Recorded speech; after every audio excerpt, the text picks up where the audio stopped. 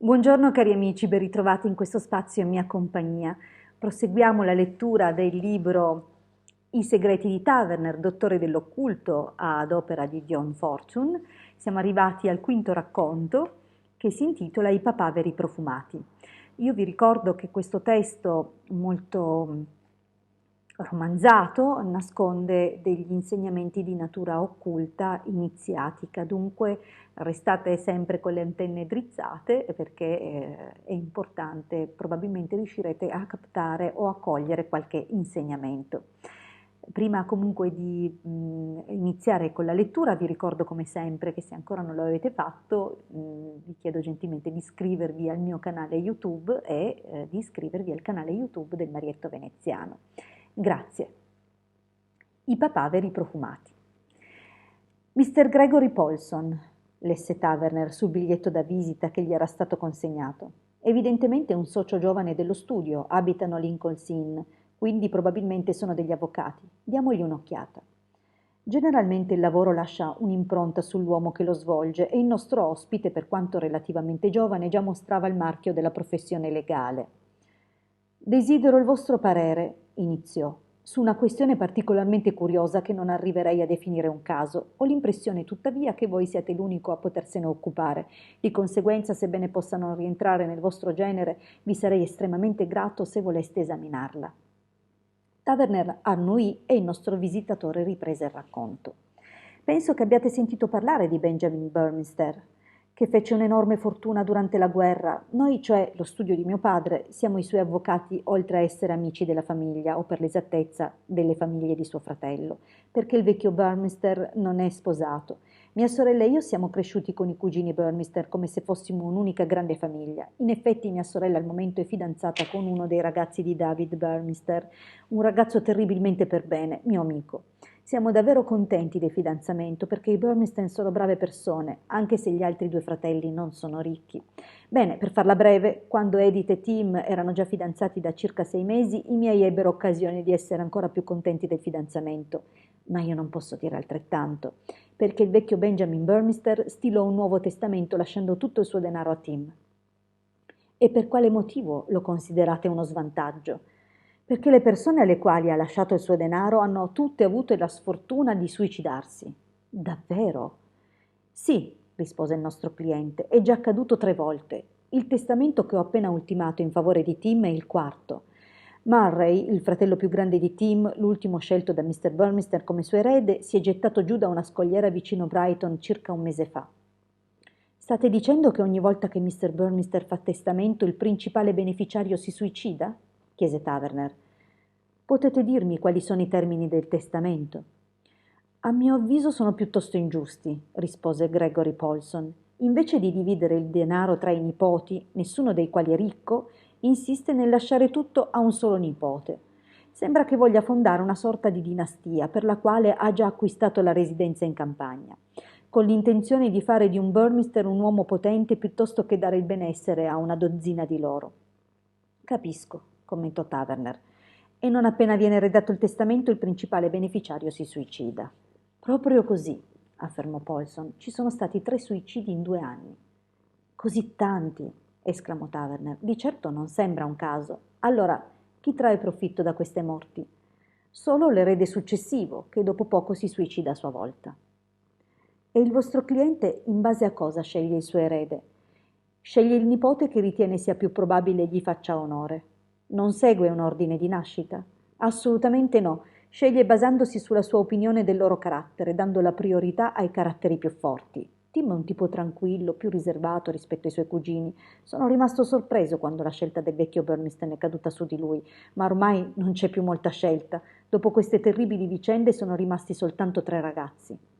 Quindi sarebbe uno di questi 3 a trarre beneficio in caso ci fosse un altro suicidio. È così, ma è difficile anche solo pensare a un criminale con il sangue talmente freddo da arrivare a sterminare un'intera famiglia sperando che la scelta finale possa ricadere su di lui. Che genere di persone sono i 3 cugini rimasti? Harry è un ingegnere abbastanza in gamba, è fidanzato e sta per sposarsi. Non farà mai cose straordinarie, ma è un ragazzo onesto. È il fratello minore di Tim. Bob, il cugino di Tim, è uno che non ne combina mai una giusta. Lo abbiamo dovuto liberare da una rottura di fidanzamento e da una o due altre cose spiacevoli, ma devo dire che è un ragazzo di buon cuore, anche se irresponsabile, e il peggior nemico di se stesso. L'ultimo della famiglia è Irving, il fratello di Bob, un ragazzo abbastanza innocuo, che però non stravede per il lavoro onesto. I figli di Joseph Burmistone non sono mai stati bravi come quelli di David, sono più artistici che pratici e quel genere di persona non diventa mai ricca. Tuttavia la moglie di Joseph disponeva di una bella somma e ciascuno dei suoi figli può contare su circa 150 sterline l'anno. Non si può dire una ricchezza, ma è sufficiente a tenerli lontani dagli ospizi per i poveri. Bob fa un po' di tutto per arrotondare le sue entrate. Al momento è segretario al golf club, ma Irving è il genio di famiglia e sostiene di essere un artista, per quanto non credo che abbia mai creato niente. La sua unica occupazione, per quanto ne so, consiste nello scrivere un articolo mensile di critica d'arte per un giornale che ritiene la pubblicità un introito più che sufficiente. Di questo passo non ingrasserà di certo, commentò Taverner. Come riesce a sopravvivere con le sue 150 sterline? Vive in un monolocale e mangia quello che frigge in una padella, non è poi così male comunque, ha buon gusto, ha un gusto straordinario e ha reso quel posticino veramente accogliente. Quindi queste sono le persone che possono trarre beneficio dal testamento, un ingegnere serio, uno sventato di buon cuore e un bohemien. Originariamente erano 7 i possibili beneficiari, a condizione che il vecchio Benjamin seguisse la sua politica. 3 sono morti per loro stessa mano e uno è ormai condannato a morte. Che cosa intendete con questo? Lo interruppe Taverner. Ah, esclamò Paulson, questa è la cosa che mi ha scosso e che mi ha spinto a venire da voi. Tutti e 3 i ragazzi che si sono suicidati sono morti nello stesso modo, gettandosi nel vuoto. Ieri Tim si trovava nel mio ufficio, i nostri studi si trovano in cima all'edificio, un'altezza considerevole. Si è sporto fuori dalla finestra per un bel po' e quando gli ho chiesto che cosa stava guardando mi ha risposto: mi chiedo come sarebbe tuffarmi di testa sul marciapiede.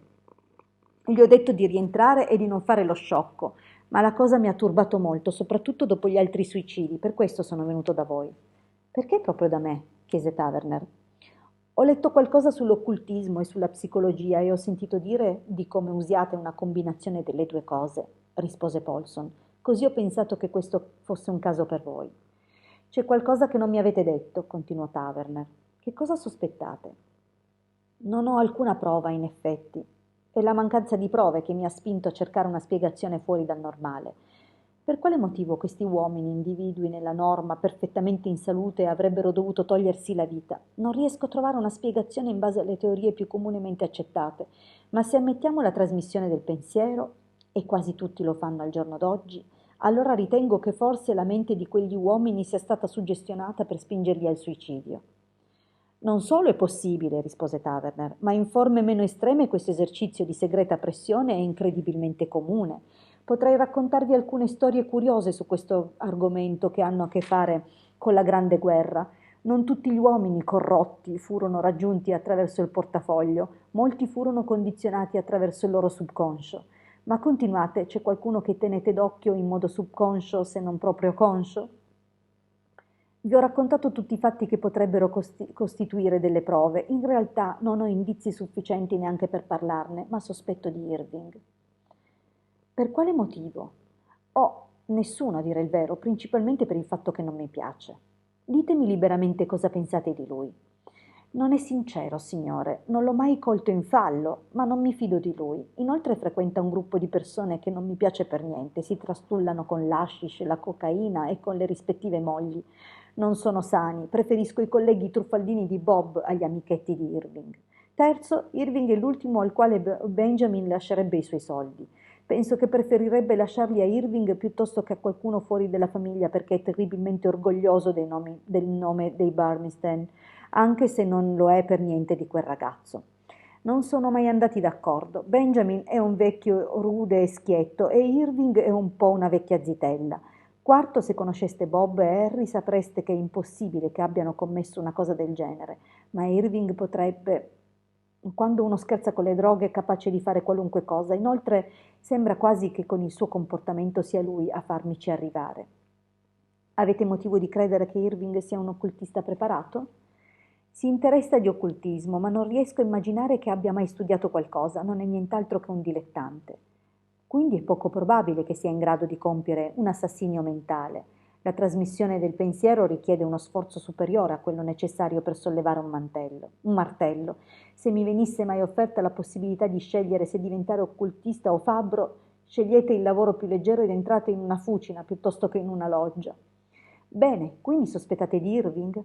Come voi stesso avete detto, non ci sono prove sufficienti, ma lo metteremo alla prova e vediamo cosa viene fuori. È diventato molto intimo degli eredi del vecchio Burmester dopo che si è saputo dei testamenti?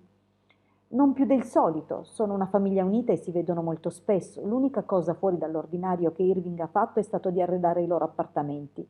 Ha un gusto eccezionale per i colori, ma del resto l'ha fatto anche per molti di noi e disegna anche i vestiti delle ragazze. È straordinario, ha reso questo genere di cosa un hobby. Conosce tutti i negozi insoliti in cui è possibile acquistare strane marche di caffè e di sigarette, ristoranti in cui si può mangiare cibo bizzarro. Interessarsi di queste cose mi è sempre sembrata una cosa da donne piuttosto che da uomini. Ah, esclamò Taverner. Ha arredato i loro appartamenti. Questa è una cosa particolarmente intima. L'uomo che arreda il posto in cui vivi può esercitare una grande influenza sulla tua vita, se sa come sfruttare questa opportunità. Ma prima di spingerci troppo oltre, provate a pensare se c'è qualcosa di qualsiasi genere che gli uomini che sono morti avevano in comune e che invece non hanno quelli ancora in vita, un'abitudine, un oggetto, una caratteristica, qualsiasi cosa che li contraddistinguesse. Scusate. Paulson si lambicò il cervello per alcuni minuti. L'unica cosa alla quale posso pensare, disse alla fine, è un profumo particolare che Irving riesce a procurarsi e che dona solo ai suoi amici. Ne fa un gran mistero, ma del resto a lui piace fare mistero di qualsiasi cosa. Lo fa sentire importante. Ecco, commentò Taverner, finalmente ci stiamo avvicinando a una vera traccia. I profumi hanno una grande influenza sulla psiche. A cosa sta giocando il nostro amico coi suoi misteriosi profumi? Non ne ho idea, rispose Paulson. Probabilmente li compra ai grandi magazzini. Una volta aveva un tè buonissimo che si pensava arrivasse direttamente da Lhasa e invece l'etichetta era di Lyons. Lui è un tipo così.